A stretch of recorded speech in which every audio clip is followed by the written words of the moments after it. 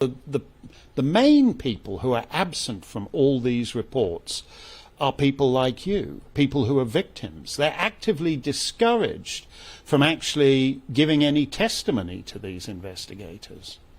I'd say that the focus of reports like the Crowther report, the Telford CSE report, it should be on victims, survivors, and how to prevent more children from falling prey to Pakistani grooming gangs.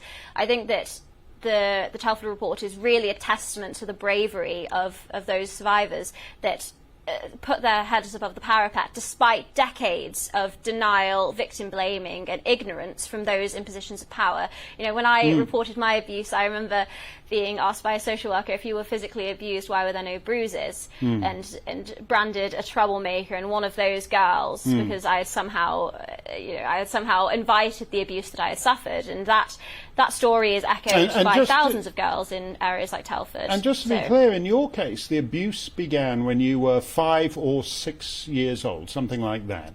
So as a 5-year-old girl, it's somehow your fault if you have sexual predators doing what they did to you.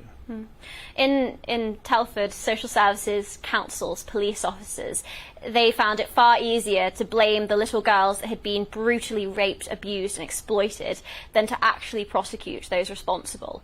It's far easier to say that the child was asking for it, that, you know, the flowery dress or the children's pyjamas that they were wearing were too provocative, and that they were child prostitutes or white slags, or you know, that they had a relationship with a Pakistani man that was entirely consensual despite the fact they were 12 years old. It's far easier to do that than to address the core of the problem, which is that councils, those in positions of power, were too politically correct, as Scott Benton said. They were too scared of being branded racist to actually address the state of grooming gangs.